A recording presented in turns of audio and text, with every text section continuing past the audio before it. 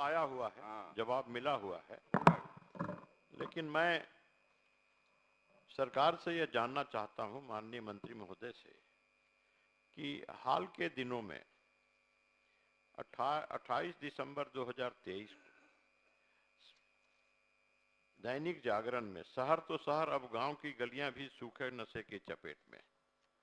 महोदय, 29 दिसंबर को शहर की गलियों में खुलेआम नशे का धंधा, कदम कुआं, जकनपुर, कंकड़बाग, पीरबहोर, पटना सिटी के कई क्षेत्रों में महोदय। मैं यही इसीलिए अब दे रहा हूं, पूरक तो पूछूंगा महोदय। और ये बचपन भी धधक रहा है नशे की आग में। दैनिक जागरण 30/12/2023 को महोदय, 2 जनवरी 2024 को बड़ी मछलियां फंसाने में पुलिस बिछाने लगी है जाल। आरा से जुड़ा कनेक्शन महोदय, 3 लाख की दवा नशा बनते ही 50 लाख हो जाता है महोदय। ये दैनिक जागरण का, ये 14 दिसंबर का है महोदय। और 31 दिसंबर का है कि कहीं भाभी जी, कहीं लाली, ड्रग्स के धंधे में महिलाएं।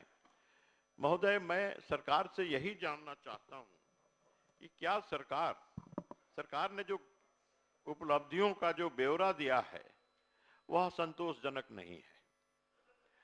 आपूर्तिकर्ता कहीं पकड़े नहीं जा रहे हैं। पूरक पूछिए ना, क्या चाहते हैं? तो क्या हम चाहते हैं कि क्या सरकार स्पेशल टास्क फोर्स गठित करके और खुफिया विभाग को भी उसमें लगा के, क्योंकि ये काम ये उत्पाद विभाग द्वारा संभव नहीं है।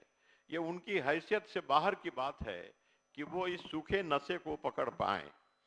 तो उसमें क्या प्रशासन और खुफिया विभाग और एसटीएफ स्पेशल टास्क फोर्स करके गठित करके और इसमें कठोर कार्रवाई करने का और आपूर्तिकर्ताओं को पकड़ने का विचार रखती है, जबकि आपूर्तिकर्ताओं को पकड़ने की सूची जो उन्होंने दी है उसमें एक भी नहीं है।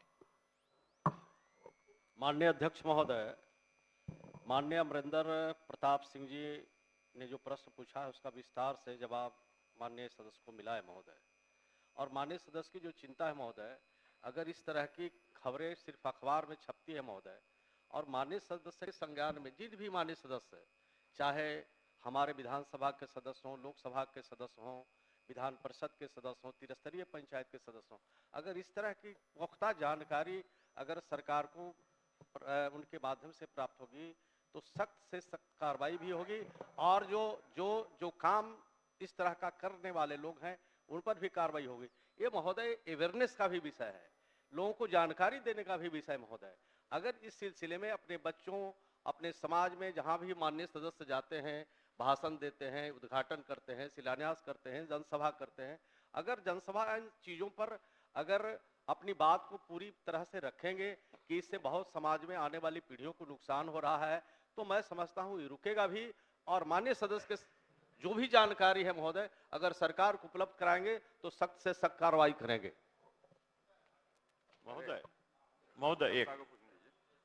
महोदय, आरा में, मैं आरा से आता हूं, माननीय मंत्री महोदय भी जानते हैं, आप भी जानते हैं सर, कि आरा में ये मामला कितना गंभीर रूप धारण कर चुका है।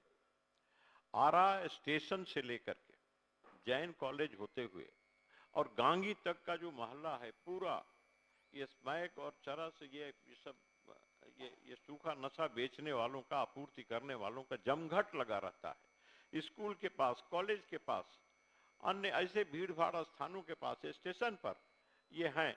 और हमने कई बार पुलिस को भी कहा महोदय, लेकिन कहीं कोई इस पर कोई ध्यान नहीं है। और बड़े बड़े माफिया इसमें लगे हुए हैं, करोड़ों अरबों की संपत्ति वहां पर लोग बनाने वाले खड़े हैं महोदय। हम पूरक प्रश्न मेरा यही है कि क्या पूरे राज्य में जो मामला है वो तो है, लेकिन क्या आरा में विशेष रूप से छापामारी करके आपूर्तिकर्ताओं को पकड़ने का सरकार विचार रखती है, एसटीएफ का गठन करके और पुलिस को लगा करके, पूरे प्रशासन को लगा करके, केवल मद्य निषेध विभाग के भरोसे नहीं छोड़ करके सरकार गंभीर विचार रखती है, कठोर कार्रवाई करने का विचार रखती है? अध्यक्ष महोदय, माननीय सदस्य की चिंता वाजिब है महोदय, और सदन के माननीय सदस्यों को भी देख रहे हैं, इस पर काफी चिंता जाहिर करने की कोशिश कर रहे हैं महोदय। सरकार इस विषय वस्तु से चिंतित है हर हालत में इस तरह के कृत्य करने वाले को पकड़े जाएंगे और जहां जहां स्थान चिन्हित माननीय सदस्य ने किया है उनको तो 1 सप्ताह के अंदर वहां जो भी इस तरह के कृत्य कर रहे हैं उनके खिलाफ सख्त कार्रवाई की जाए।